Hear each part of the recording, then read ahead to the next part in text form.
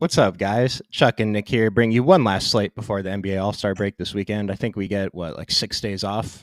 Nick and I were talking about before the stream. We don't know what we're going to do. We have like an extra 3-4 hours a day. So, how we doing, Nick? Not bad, man. Yeah, I don't like these smaller slates. Only three games tonight, two really wide spreads. I mean, we do have a lot of injury news. We're still waiting on those, so I think we do have plenty to talk about. But yeah, man. I mean, the break's bittersweet. It's always nice to have a little time off. But like you said, I mean, I don't know what to do with myself. I mean, yeah, and all you guys who've been tuning in all season, I definitely appreciate it. We'll be picking things up right where we left off early next week.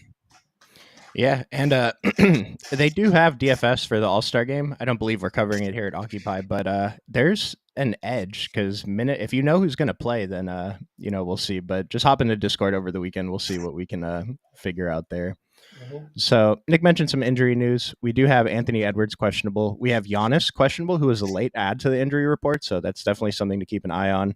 Dame is probable. Jaren Jackson doubtful. Luke Kennard questionable. Scoot Henderson probable, and John Conchar doubtful. So I think like the chalk on this slate is probably some Grizzlies, right? But kind of. I mean, they're kind of near the top, right?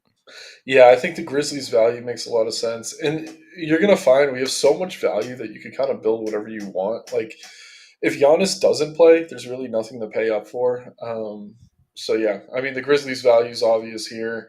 We have a few other spots to maybe consider. But, yeah, the thing is, even if Memphis gets blown out, they have such a short bench that a lot of these guys are going to get run regardless. So, I don't know. Guys like Goodwin. Someone asked me about Lamar Stevens the other day. I said, don't play him. And he went off in 20 minutes. Tonight I'll be on some Lamar Stevens for sure, but a lot of these guys are going to have to play no matter how this game plays out. Yeah, I mean, we have 5 Memphis guys predicted for 30% or more, and I know it's a 3-game slate, so the ownerships probably should like look like this, but just all of them. And so, have you thought about what type of rules you want to set? What kind of groups?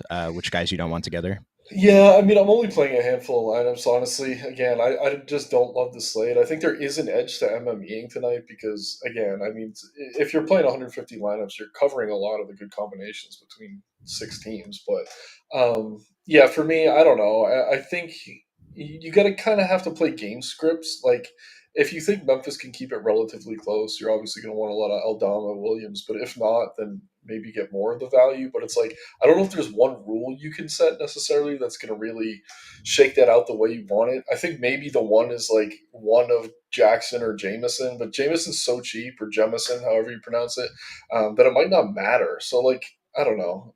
Are there any rules you're setting? Because I feel like you're almost handicapping yourself because there's only so many outcomes between six teams that you can get to anyway. Yeah, no, I agree. I'm doing max 4 from the Grizzlies, which also might be a mistake. It might be a little restrictive on a 3-game slate, and these guys being so cheap. And like you said, they have to play massive minutes. But in terms of specific combos, no, I was curious if you had any takes, but Not yet. uh, it seems okay. And so the main guys I'm getting: Vince Williams, Lamar Stevens, and Jordan Goodwin. So Scottie Pippen is also out, and we've seen Memphis just shuffle through point guards this season. Yeah. Uh, I believe Jacob Gilliard is with the team. He's predicted for 2% versus Jordan Goodwin's 30 and 57% over on FanDuel. How are you handling that?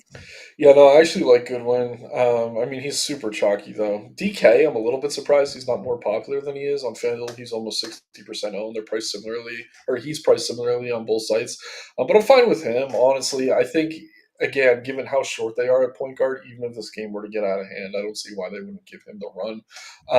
If Kennard's out too, I mean, it's going to secure even more minutes for these guys at the backcourt. But yeah, I agree. I mean, as far as like upside goes, Vince Williams is the best play here. I really like Aldama, the player, but he hasn't been producing at a super high level. I'd probably rank him second in terms of raw point upside, but I mean, point per dollar, all these guys look good. I mean, good one for sure.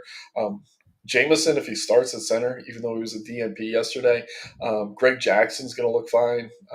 But yeah, I mean, if it wasn't a 3-game slate, I feel like I wouldn't even be saying some of these names. No, absolutely. And so with all these Memphis guys out, they're missing like 9 players right now. Vince Williams gets the highest usage bump, followed by Zaire Williams and then Luke Kennard. So we'll see if Luke Kennard plays, but yeah, Vince Williams is definitely the play. And then Zaire Williams, it's just a matter if he gets the minutes. We haven't predicted for 22. His minutes are pretty volatile. The model thinks he's second, third best value on the Grizzlies. So Yeah. definitely someone to keep in mind. I don't know if he'd end up starting, but we'll take a look there. Yeah, one thing I do want to bring up because he's not in the model yet. They do have Yuta Watanabe, who came over in one of those trades with Phoenix. Um, I mean, if Kennard's out, especially, I think he's going to see minutes. This is a guy who takes a lot of shots. 1 for 7 from three in his Grizzly debut. Only played 25 minutes, but he did get 19 fantasy points. But if you're desperate to get different, I think Yuta actually has some upside, even if this game were to blow out. So I probably prefer him if Kennard's out, but it is a little crazy to me he's not even in the model right now. I'm thinking he'll at least probably play 20 minutes here regardless. Yeah, and I mean seven. I hear 7 threes, and I don't care how many he made. I'm pretty excited that the potential is there, and he can shoot, so it's Mhm. possible. And like he got there without making any shots, so seems great. Exactly. But yeah, Memphis really important part of the slate, so thought we'd take a deeper dive into that. But let's go ahead and talk about the guards. Let's just sort by ownership. Keontae George back in the Utah starting lineup, 4,700 on DK, 54 on FanDuel. Do we like him as the cheap chalk point guard? I mean, I think I prefer Goodwin, honestly, but I do like him. Yeah, the thing is, I'm just confused by the ownership, honestly. Like George is a really good play here, but he's a little bit more expensive than Goodwin. I do think this is going to be a more competitive game, obviously in Utah, but at the same time, he's sharing the backcourt with the likes of Sexton, Clarkson, Chris Dunn if he gets some minutes off the bench. We've actually seen Horton Tucker work his way back into the rotation since the trade deadline, playing about 15 minutes per game. This is enough for me to maybe prefer Goodwin and his ownership on DK. On FanDuel, George is a little bit more expensive. I certainly think he has like 30 fantasy point upside, but I think Goodwin does as well. So I think if we're just looking at ownership, very tough to get different on a 3 game slate. I think one of the easiest places to do it is probably to just go Goodwin over George if you're playing one lineup. But when you're considering all the value on the slate as a whole, I think more often than not, it's wise to just build with both of them. But yeah, totally fine getting Deontay George. Do think he should be starting. I mean, Chris Dunn, pretty good defender, but Utah's not winning anything this season. Develop your young point guard. I like that he's going to be starting here and hopefully closing more moving forward as well, but that's yet to be seen. And we did just get some news. JJJ out, John Conchar out, and Luke Kennard is out after all. So we'll see if the model updates Utah's minutes to just show up in the model, I guess. But I think it's a good call either way. It's going to be hard for any site to really project minutes accurately at all for Memphis, where it's just a Yeah, guessing game. yeah, So Keontae George, top chalk, he's fine. And then Colin Sexton coming in at 23 and 27%, 6,400. I felt like the ownership came in a little bit high given his minutes volatility lately, but do you like him as a pivot to Keontae? Would you play him alongside of him? They've both been starting the last couple of games. yeah. I mean, I think either way. I think you could play him as a pivot or just play both of them. And honestly, I mean, we love the Memphis value here, but if Giannis plays and it sounds like he's warming up, that game probably blows out. If Edwards plays, I mean, there's a good chance that Portland game isn't all that appealing. So it's probably wise to load up on this game. And I mean, the spreads aside, this game has a 20-point higher implied total than the other two. So, like, I really want to get as much of this Warriors Jazz game as I can, obviously mixing in the Memphis value and some of the payups from the later game. But yeah, I just think it's wise to get to all of these starters here. And then obviously Clarkson off the bench. But Sexton certainly fits that mold. I'm totally happy to get to him on both sides. 6,800 on FanDuel. A little bit pricier, but again, salary should not be an issue for anyone today. I mean, if you're paying up for Giannis, it's a little bit more interesting, and I probably will be because he could get there in 3 quarters. But yeah, man, love this game, and it's 20 points higher than the others. So yeah, gotta like it. And Jose Morales, highest owned players at each position. We'll show the DK and FanDuel ownership once we go through every position. This is guards right now. Power in the chat. Anthony Edwards completed morning shoot around, played with his left hand shooting. We'll see what happens there. I don't know that. I don't know how to interpret that. And then Giannis went through or is going through his pregame workout, so it sounds like he's going to play. Is it mad to not get to any Memphis players? Given that it's a 3 game slate, I think that I mean, just looking at my lineups, every single lineup has at least 2 Memphis players. I feel like there's probably a piece that you're going to need tonight from Memphis. Yeah, I tend to agree. But at the same time, 3 game slate, like if you have a lineup you really like, and those other two, or if the other 2 games end up being competitive and that one isn't, there is a world where this works out. I remember there was a slate earlier this year where the Mavericks were playing and both Luca and Kyrie were out. We loaded up on Dallas and they got blown out by like 40, and I think nobody hit value except for like 1 or 2 guys. I think tonight, point per dollar, they look excellent. It's a little bit crazy, but if you're playing a bunch of lineups, I mean, it's a decent way to get different. And it's not like looking at these names on this Memphis roster, I'm really excited about these guys. It's just they're so damn cheap. The minutes are going to be there. It's tough to get away from them. But we have seen scenarios like this at times where these very cheap chalk pieces don't necessarily work out. Yeah, and if you are going that route, keep in mind you don't have to force in more than one other low owned play. If you're already fading Memphis, like you're already getting that leverage on the rest of the field. So if you're fading them, that's already unique enough.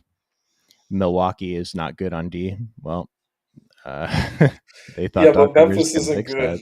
at all. Yeah, this is essentially a G League roster. I mean, Aldama, I like. I think he is upside. Williams is a pretty talented young player, but I mean, Goodwin got traded to the Nets in the Royce O'Neal deal. They just waived him. Kennard's out. I mean, Stevens has been cut by every team he's been on. Um, really, I mean, this is a bad, bad Grizzlies team. And even if the Bucks, I don't know, aren't good on defense, they should still win this game. And honestly, the 12-point spread seems a little bit narrow to me. I might end up taking a poke on that. Power interpreted the Edwards reporting that he's just having fun, more likely to play than not. Yeah, I have him in my stuff, so I assume Anthony Edwards is going to play tonight. Yeah. Might game stack Milwaukee and Grizzly game. Well, it's wild. Like this 11-point spread. Does that mean they think Giannis is not going to play, or is it an 11-point spread with Giannis in? Because that just seems absolutely absurd. Well, I feel like every team almost played yesterday. I'm trying to remember. It was Valentine's Day too. I ended up going out, so like a little bit fuzzy on exactly who was available. But I feel like unless they traveled on a back to back, it almost infers that maybe Giannis would sit. No, Middleton isn't really a major line mover, as good of a player as he is. So yeah, I don't know. The good news is that's the first game on the board. We're definitely going to know whether Giannis is in or out. Sounds like he's warming up, which means he should play here. He's healthy. It's just like they're going into the All Star break. They probably don't need him to win this game. But yeah, with the way Doc Rivers' tenure has gone so far, I don't think they want to take many risks going into the break. So probably just play Giannis, get the win, rest him in the fourth, and yeah, let's be back next week. So in the event that Giannis does sit, Dame gets a pretty large usage bump, followed by Bobby Portis and then Malik Beasley. And with just Chris Middleton out, though, if Giannis plays, Dame gets a slight usage bump, but it's not really significant enough to really do anything with. Right, right. And Uh, yeah, Lopez would be a very appealing tournament option too if Giannis is out. We almost always see Portis become like 70%, 80% owned, but there have been instances with Giannis out that Lopez has outscored him. Another just very easy kind of tournament pivot if you want to get a little bit different. But obviously, all these Bucks are going to look better without Giannis. well, a big thing too is when that's happened, Bobby Portis has come off the bench a couple of times, and I think everyone assumes he's going to start, so his ownership still comes in way higher than he deserves, even though he's still a fine play off the bench. So just something to keep in mind. Power, it was 11 points, but now it's 12 and a half. That spread. Probably means So he's in. Yep, probably yeah, means he's in. and Peter B. So it's a Crowder day. Uh, is it a Jay Crowder day? I mean, If we're I'm jumping playing him, around here. don't. I never get Crowder right. He had that 40-point game against Minnesota, fantasy points, that is. Hasn't hit 20 fantasy points since. Um, I don't know, man. He's low owned. He's cheap. He's comparable to some of the Grizzly guys, but if this game does blow out, he's not going to be on the floor. You could mix him in, but I can't play him with confidence. He's not shooting that well right now. He's a streaky player. Yeah, it's just if Giannis is out, Jay Crowder did play 40, 40, and 37 minutes, 3 games in a row. And so 40 minutes from anyone, even if it's Jay Crowder, I'll take some shots there. So if Yeah. Giannis is in, probably not really going to get there. But if Giannis is out, then I think we probably just have to take some shots. hmm So let's get back to guard. Now, we talked about we have all the value. What about the pay ups? Steph, Dame, Ant Edwards, Anthony Simons, even. Then we got Vince Williams up here. It's an insane list. I love Steph. I'm going to load up on Steph. I think there's enough value that we could get multiple payups. Giannis looks really good here. I'm going to try to get him into builds, but after him, I think Steph is my priority. Just been shooting the ball really well, and I don't know if it's because Clay's kind of faded into the background, but there was a stretch of about a month where we weren't seeing any ceiling games out of Steph. But going through these game logs, 9 for 16 from three against Phoenix, in the same exact matchup against Utah, 7 for 16, 9 for 19 his last game against the Clippers in a tough spot. Just been shooting the ball really well, and more importantly, taking a ton of shots, which we obviously love to see. I think it's because Draymond's back. Honestly, he really is the glue for that team. But yeah, I love Steph here. Going to make it a point to get to a ton of Steph Curry tonight. Yeah, with Draymond back and playing the center position specifically, their plus minus is insane Mhm. compared to when he's off the court. So it's definitely good for Steph. And Clay last night, did you see the foul that he did when they were down by 3 and he fouled with 40 seconds left? I don't know if he got confused or what. Yeah, man, I don't know what the hell's going on with him. Definitely in his own head, and I don't know. When you talk as much, like it's a lesson in life. Just even when you're at your best, when you're at your peak, stay humble because you never know how narrow that window is or how short that time's going to last for. Because I remember he was pissed he wasn't included in like the top 75 NBA players of all time list, and like now, how foolish does it seem that he was worried about that now? And it's just brutal. I like Clay, but he's in his own head, and I think that's just a reflection of Well, speaking of Clay, he's seventh on OF Index for guards. Now, that's not saying much because this is a pretty gross list up here, but he's coming in for 30% on FanDuel, 18% on DraftKings, 5,500. I mean, is this the price we want to pay to take shots on Clay at decent ownership? that. I mean, I'm looking at the ownership. He's tempting, but Pods is lower on both sides. I'd rather just get Pods even coming off the bench, if I'm being honest. I like that. It did look like Clay wasn't going to close, but he was pouting on the bench last night. So Steve Kerr put him back in to help them lose the game. And it's like, I like Clay. He can definitely still win the Yeah, tournament on any given day. It just, I don't know. There's enough plays that even on a 3 game slate, I think we can avoid this. I agree. You mentioned pods. Yep, 11%. This is peculiar. 34% on FanDuel at basically the same price. How are you handling that? You're just going to jam him in? Yeah, I love him on FanDuel. The difference is he is forward eligibility on FanDuel. You can play him at small forward or shooting guard. Obviously, there's a lot of good point guard value with Goodwin, Keontae George, and I love Steph, so it's much easier to get to him on FanDuel. But yeah, I mean, even off the bench, we've seen very high usage. I don't think he's going to replicate what he did last game. I know he had a massive ceiling game. Not really chasing that though. Like you don't need that at this price, especially on a short slate. And yeah, on DK, he's lower owned than he should be, in my opinion. 6,100, totally reasonable price point for him. We have him right around 30 minutes, which I think is pretty safe projection. And like I said, I want as much of this game as possible. 20 points higher than the other two. Very narrow spread compared to the other two. Should be running and gunning here. Everyone should be getting involved. I just love all the Golden State, all the Utah, and Pods definitely is included in that group. I love that call. And just a couple other guys down here I want to mention. Scoot Henderson has been playing pretty well with Malcolm Brogdon out. They're playing Minnesota. I mean, what are we at? 9.5 points, 9 points. I don't know. That seems wrong. Minnesota could definitely win by more than 9. And Scoot Henderson still gets a little bit of the blowout run. So I think he's a fine tournament play at 3%, 2%. And then you mentioned THT is back in the rotation and points per minute. He's a great fantasy points per minute guy. It's just a matter of him getting more than I mean, we haven't projected for 16, 3,500 at 6% ownership. I think that's worth taking some shots. Yeah, it's not insane on a 3 game slate. Again, I don't think you're going to get 20 minutes out of him anytime soon, unless he's like absolutely on fire. Maybe they let him get a little extra run. But like you said, good fantasy point per minute producer. There's a lot of chalky guys in that price range tonight who could certainly have a floor. And sometimes just taking like the 15 to 20 point floor for a mid price guy like that is enough. Again, like Mike Conley is a good example of this. I always use him. Never going to get a high ceiling out of him, but you're almost always getting that 30 points. So if there's chalk around him and he just does what he always does and those other plays fail, that's enough to kind of lift you up a leaderboard a little bit. And maybe THT is that type of play tonight in that value range. Not something I'm excited to get to, but on a 3 game slate, there's certainly merit.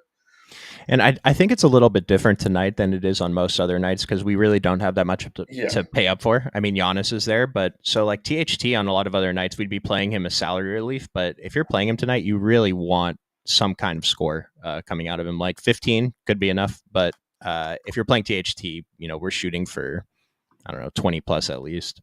And Yeah. go. And a similar boat, I was going to mention Delano Banton seems firmly in Portland's rotation at 3,700, 6% on both sites. Is this a guy you're looking at? Yeah, this is one of those guys too, and I never forget these plays. The guys that I say don't play and they end up doing well.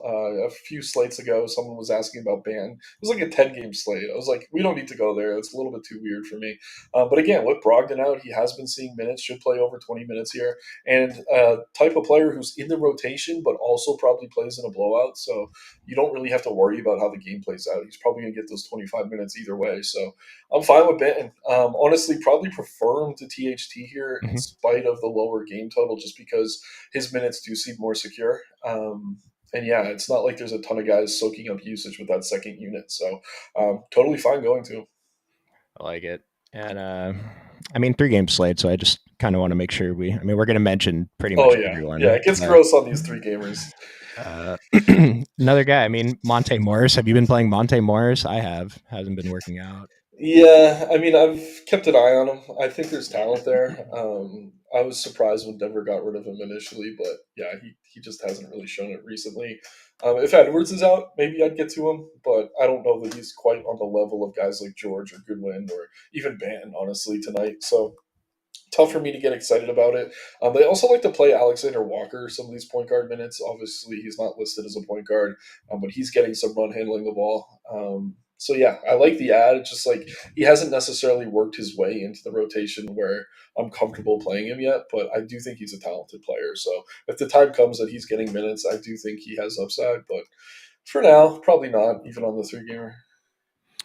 And we have a question about Andrew Wiggins in the chat. Good transition in the forwards. How do we like Andrew Wiggins? Yeah, I'd just say play him, honestly. I was a little bit concerned with the back to back, but I was going through the game logs, looking at the minutes. I mean, 24th, 25th, played 29 and 30 respectively. I think we kind of project similarly here. On the 7th and 8th, he played 23 and then 26. So I don't know. I think 30 minutes is a safe projection for him. Good matchup. Again, I'm going to sound like a broken record. I just love this game. Want to get as much of it as possible. And Wiggins probably lower owned than a lot of the other pieces here. Pretty reasonable on both sides. Yeah, really, really do like Wiggins, and he's less scoring dependent than Clay. So to transition to the next question there, I prefer him over Clay Thompson, honestly. Yeah, a little bit cheaper on DraftKings, lower ownership. I'd like to think Clay still has more like game breaking tournament upside, but Andrew Wiggins is I don't know, just you guys know we already talked about Clay. Yeah. I mean, it sounds insane, but I think Wiggins has gone for more 40 fantasy point games this season than Clay has. And Wiggins, second on DK value for forwards after Jaden McDaniels, 3,600 value at 12 and 11%. Are we going to go with the model on this one? For Wiggins, yeah. The McDaniels play is giving me some pause here. I'm wondering if Ant's Yeah. out because I don't know. The spread is narrowed too. Like, what did you say? It was 9 last I checked. It was over 10. So maybe. Minnesota minus 9.5. Yeah, I'll refresh the model, see if it updated. Yeah, I mean McDaniel's is so cheap on DK. The minutes are going to be there, but he's just like the modern day PJ Tucker in that he's going to play 30 minutes and probably do nothing with them. He's usually a better play on FanDuel where you get extra points for the blocks and steals. He is a guy who gets a lot of blocks. But at 4,400, I just don't think you need to go there over there. And just zero usage, really. Again, just getting his cardio in. He is a good defender. I don't want to knock him too much. But as far as fantasy goes, never a play I'm excited to get to. Well, after the refresh, I don't know if this is still updating, if it's fully updated for Memphis. Remember, if you refresh the model right after a player gets ruled out, it takes a few minutes to crunch properly. But now we have 4 Memphis guys at the top of forward value, then Jaden McDaniels, and Andrew Wiggins actually went up in DK value slightly. But yeah, I mean, Memphis and then Golden State, Utah seems like what the model's telling us to do, right? Yeah, yeah. I mean, that's pretty much what I plan to do, but we obviously have to take ownership into account. Um, but yeah, I mean, Giannis now is going to make things interesting. Before it was like so easy to build. Probably wasn't going to be playing much Giannis, but the more I think about it, the more like even if he has 50 raw points, he could lead the slate in 3 Yeah. quarters. Yeah. So like raw points matter more on these short slates than say point per dollar scoring. And yeah, it's like who could even match him? Like I'm thinking out loud here. Like Steph has that upside; he could match Giannis. Dane maybe could match Giannis. He does once in a while, but like in that late game, like even if Edwards plays, I mean, he hasn't really flashed that upside recently. I mean, there's almost nobody. So, like, yes, you're paying a premium, but I think there's enough value at all the other positions that you could lock in those raw points and just kind of build around it. Yeah, no, I like that call. Just raw points are going to be super important. We have all the value. Like you can play whoever you want tonight. You can probably get Giannis with like Steph. Lori Yeah. and Steph maybe with all the cheap guys Oh, we yeah. have. But in terms of other value payups, Laurie Markkinen showing up pretty high on the list at 8,100, 30% on both sites seems appropriate. We both love Vince Williams. Model saying play him, coming in at just over 30%. Yep, play all the Golden State guys, Jay Crowder, Giannis. Cat and Edwards, they're a little bit farther down here, but I mean, it's a 3 game slate. I think if you're making a bunch of lineups, you kind of just have to get a little bit of everybody. Yeah, I do think you want to mix them in. I'm trying to think if I like Gobert or Cat more, and I don't know that it matters. They both look pretty damn good here. Mhm. And then going back to my terrible Portland takes, where I told someone not to play Banton, I think it was the same slate. I said I really don't like the matchup here for Ayton against Minnesota, and he's still won for 45 fantasy points. We'll get to centers, but I don't know, man. I do think getting pieces of that game if they're going to be low owned does make a lot of sense. No one's going to want to pay up for those guys, but they've all shown pretty high ceilings. And yeah, as bad as the matchup is for Aiton, he's shown he can put up fantasy points against anyone. And last guy I want to mention, Jeremy Grant. It's talking about Portland. Pretty disappointed how low he shows up in DK value and OF index. I know it's probably the toughest matchup in the NBA right now at 7,400, but his ownership seems okay on both sides. FanDuel seems a little bit high, but DraftKings it seems fine. So it's like a deep GPP play, I guess. Yeah, and I do just want to make note of Grant, maybe one of the more vengeful guys in the NBA. This isn't a spot for it, but I was just looking at his game log and couldn't help but smile. He took 29 shots against Detroit. Um, Ridiculous. 29 shots is just hilarious. But yeah, I don't mind Grant. He always has upside. It's just at his price, you're not getting it all that often. But on a 3 game slate as it needs to get different, certainly makes sense. Power in the chat. You told me not to play Royce, and he went for 30. I I was mean, on Royce. yeah, I don't think I was yesterday. Sometimes it happens, and I will say he got helped out by Booker getting ejected. No excuses. It still worked out, but you know, it sometimes. I mean, that's the thing, man. I mean, it's process over results over the course of a season. It's a marathon, not a sprint. These are all cliches, but they're real. Like there was a one earlier in the season. It was DeAndre Jordan at 60% ownership on like a 10 game slate. I was like, this is the play you don't play. Like knowing how to play DFS. 60% on DeAndre Jordan is not it. Goes for 50 plus fantasy points. And honestly, if that happened 10 other times, I'm still making the same play. We've seen Jordan in that situation since fail. And Royce is scoring dependent. I mean, he was helped out by Booker. That game was closer than I think anyone projected it to be. So, yeah, it didn't work out last night. I stayed on him just because I only had a handful of lineups, but I'm not going to knock you for not saying to play Royce O'Neal. It's not like you didn't tell someone to play Giannis or something. Yep. It And happens. It happens. uh, Gobert with 39 DK points 3 games in a row. If that's not consistency, I don't know what is. And Yeah. tonight, slate, I mean, 35 or 39 from Gobert would seems like it'd probably be enough at the center position. Yeah, center's kind of weird tonight. I mean, we have the guys from Memphis, but like, I don't know. Wasn't it Trey Jameson started that first game, and then was it him or the other guy that had like 4 fouls in 2 minutes? It was I think pretty it was I think disturbing. it was him when he put up Yeah, like two yeah. and a So half who's to fantasy points. say if he's super chalk tonight? I mean, that's another type of play I'm happy to get a little bit away from. So all these other centers are going to be pretty appealing if he ends up being chalk. So, I mean, we kind of saw it yesterday with Jovic going off the day before at too oh, low of ownership, and then yeah, yesterday his ownership was too high, and he put up 10 fantasy points. We had infinite value on a 12 game slate. This I is a know. lot different. If Trey Jameson is the value you need tonight, then you're probably just dead without him. Where yesterday's slate, if one of the value chalk went off, then there were enough combos that you could still win a contest without that guy. But a Yeah. little different tonight. So I know Kaminga's higher in the model, but do we like him more than Wiggins on FanDuel? Take a look. I mean, it becomes a question of who you're getting. It almost has to be like a two versus two because the pricing difference is significant. Let me just pull this up here on my other screen. Kuminga is 7,300. Wiggins is 5,300. So in terms of value, Wiggins is the better play. I'd rather play Wiggins point per dollar, but it depends what you're doing with that 2K. Like if you're using it to make a nice upgrade, I like it. But as far as like raw points go, I do probably think Kaminga outscores him. It's just you could probably do a lot with 2K in salary. So I do prefer Wiggins, even though Kaminga does probably score better. Yeah, and just looking at the model, I mean, OF index is higher for Kaminga, value score is higher for Wiggins. Like, just Exactly. depending what kind of salary you have to work with, it's probably close to a wash. But I agree that Kaminga definitely has a higher upside. Uh, is Giannis a core play now that he's starting? Grizz won't keep it close. I think so. Only because we have so much value and like you go through his game logs, like Charlotte was a blowout. Played 23 minutes, 43 DK points. Just trying to find some of the other blowouts. Pelicans, 28 minutes, 56 DK points. So like even when the games are blowing out, usually it's because of Giannis.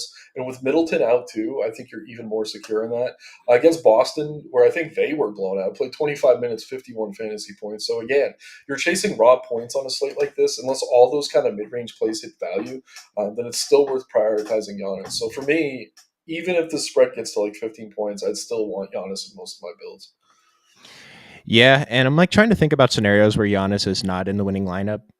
Because, like we said, raw points are very important tonight. I'm thinking it'd have to be a situation where like Laurie Markkinen, Steph, and Ant Edwards all put up 50 plus, and Giannis has a regular Giannis game, maybe around 60 fantasy points. That's a scenario. But Yeah. for Giannis not to be in the winning lineup, it almost depends more on what the other studs do. If none of the other studs go off, then Giannis is probably going to be in the winning lineup by default. So just something to consider. Yeah. I think the only other scenario too would be if Dame won for like 60 or something. But yeah. And who's Lopez been losing minutes to? He's taken a significant cut since he's been back. Well, I'm looking at the rotation for the previous game, and he played his normal rotation through three quarters, and it was just a blowout for the fourth, so he lost that last rotation. Imagine it's something like that. I mean, Milwaukee's been bad, gotten blown out a couple times, right? Yeah. It's like they're either blowing out bad teams or getting blown out by good teams. I wouldn't look too deeply into it. I do think they've been giving Portis kind of normal minutes. Actually, you know what it is? And this is kind of crazy. I think Pat Beverly's playing more backup point guard minutes than Campaign was when he was there. Seems silly, but I think against bigger teams, Lopez should be fine. I don't know. I don't think he's going to continue to see a significant cut. I think it's just kind of a small sample, and it's more of a way those games blowed out than any or played out. Excuse me, than anything. And we do have Brooke Lopez predicted for 31 minutes, so a little bit more than he's been playing in the most recent games. And at 31 minutes, still top of Milwaukee value, as he always is. So I think there was a question, Lopez or Kessler, that were on center. Mhm. I love Walker Kessler. I've been overplaying him every single slate. 26% at 5,600 on a three gamer just seems incorrect. His minutes have been not what I'd hoped they'd be, but I just I think he's a phenomenal play. And maybe it's a little weird against Golden State because they might just go small with like John Collins or Laurie even at center against Draymond. But Yeah, I still think it's Kessler too. Again, it's just a super high total, and Lopez is sharing usage with the likes of Giannis and Lillard. Um, yeah, I do prefer Kessler. uh, other centers on, I mean, so it's basically Trey Jameson, Walker Kessler. Giannis has center eligibility on DraftKings. Draymond has center eligibility. I mean, there's just not that many centers to pick from Rudy, John Collins, Karl Anthony Towns. Like, do you feel a need to get one of these true centers in your lineup for sure? Or are you going to have lineups where it's one of these power forward centers? I mean, I'll definitely have some power forward center lineups. I will say Aiton's a sub 5% on both sites coming off a game in the same matchup where he easily exceeded value. That's appealing to me. But otherwise, I mean, nothing's really jumping off the board. I'll probably get to some Draymond on FanDuel. He's chalk over there, 43% owned. 6,500 does feel a little bit cheap for him. Collins has been seeing more consistent minutes than Kessler. The FanDuel price on Kessler isn't great, so I'd rather definitely go to Collins over him, even at the center position. But as much as I don't love Trey Jameson, I mean, Lamar Stevens, you could play at center on DK. His point per minute rate has been excellent. I'll probably be getting to him a lot. So I don't know. I think at the ownership, Aiton is something I do want to get a little bit of exposure to. But as far as the true centers go, I think they're all fine. Like, mix them in. Just don't go overboard on Trey Jameson if he ends up being the chalk. Yeah, I was going to ask you too. Who seems like they're underowned? You mentioned DeAndre Ayton at 5%. I'll take some shots, and I think Mhm. Walker Kessler's ownership is a little light at 26%. Does anyone else here stand out to you as deserving more ownership? Yeah, is Gigi no longer center eligible on either site? That's annoying. I was gonna say Gigi Jackson. He's lower on than he should be, but he's only a forward. Um, I mean, other than that, I don't think anyone stands out in a big way. Just a second here, just refreshing. Uh yeah, I mean, Collins probably a little lower on than he should be. I think he has as much upside, if not more, than some of the other guys in his range that are priced similarly. Aiton's the most egregious at his ownership. But yeah, I don't know. I think everyone's out about where they should be for the most part. Not that many center options, honestly. And obviously, you could go to either guy with the Timberwolves and feel okay about it, but they're getting plenty of love. I love that John Collins call. If that scenario plays out where Utah just goes a little bit smaller against Draymond at center, then John Collins' center minutes are pretty valuable. So 17% definitely a little bit too low on DraftKings, and honestly 30% on FanDuel.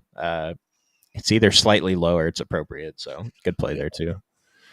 Is Gilliard in today? As far as I saw, he was in. Yeah, yeah, he's listed on the active roster.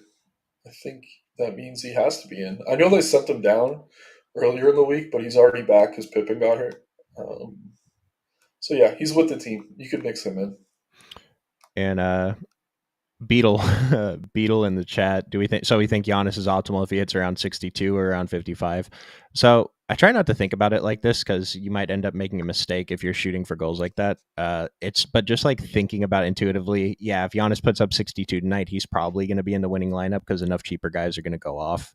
And then there's scenarios where he's in the winning lineup if he puts up 55. I mean, it's possible he's in the winning lineup with like 49 fantasy points tonight, Yeah, which would be a pretty bad game for him. And so we're thinking about a range of outcomes rather than like, all right, I need Giannis to put up this score tonight, or you know.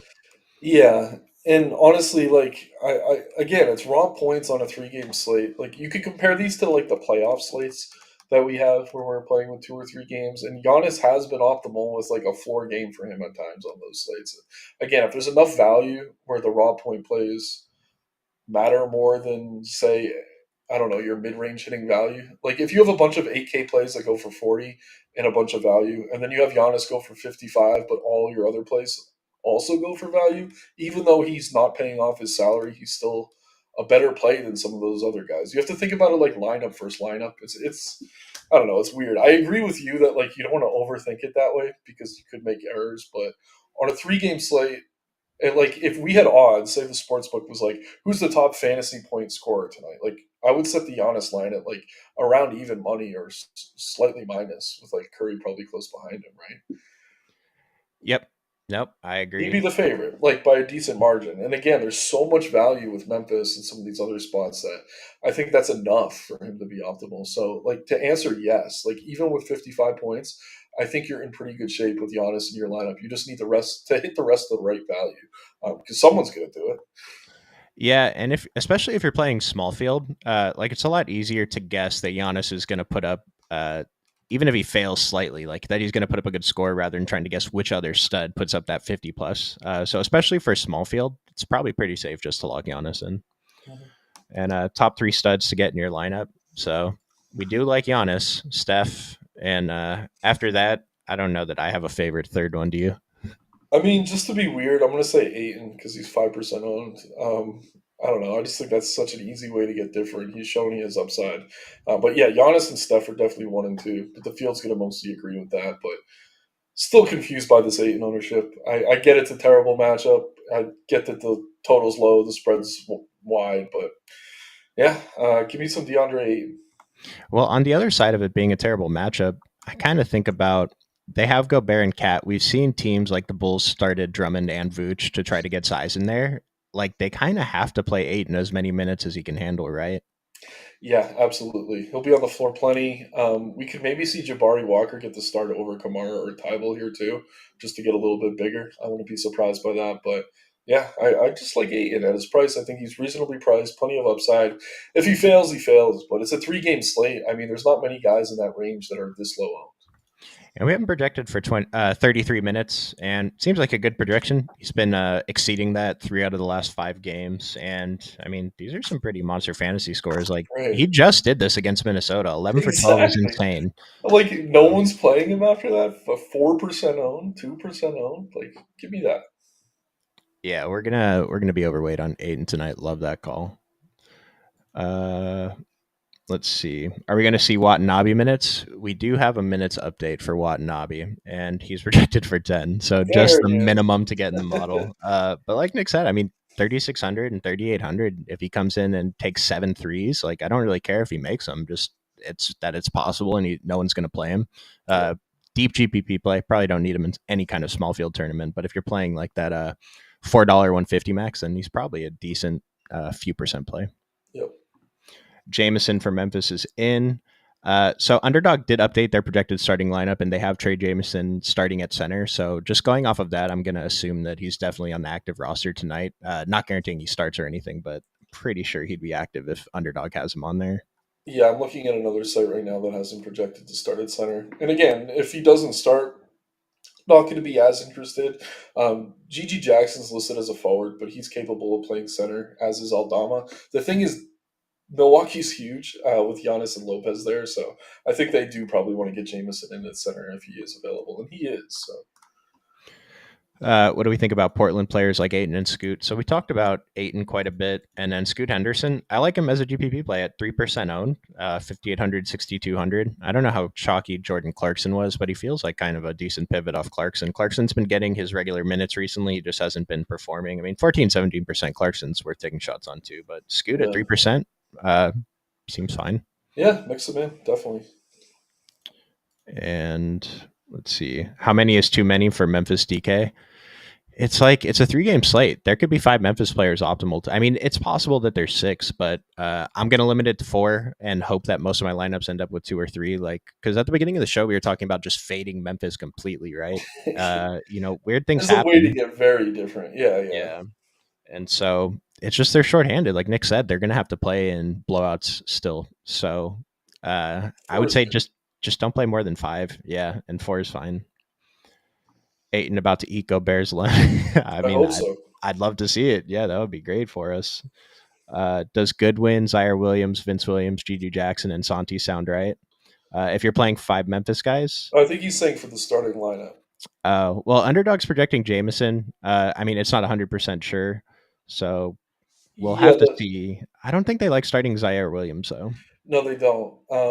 I think Aldama or Jackson plays the 3 technically, but again, Milwaukee's huge, so it's almost like 2 power forwards works. I think it's Goodwin, Williams, Jackson, Aldama, Jameson. And pods, yeah, we both like pods. Yeah.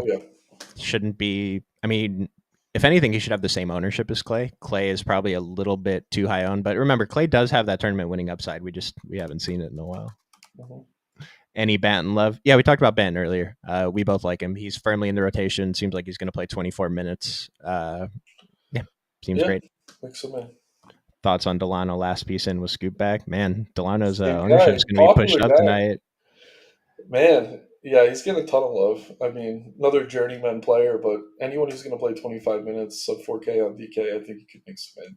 And the thing on FanDuel, too, like, I didn't really have much interest, but he's small forward only over there. So, not the craziest thing either. If you're playing the chalky guard value to maybe mix in some Banton to fit an extra stud.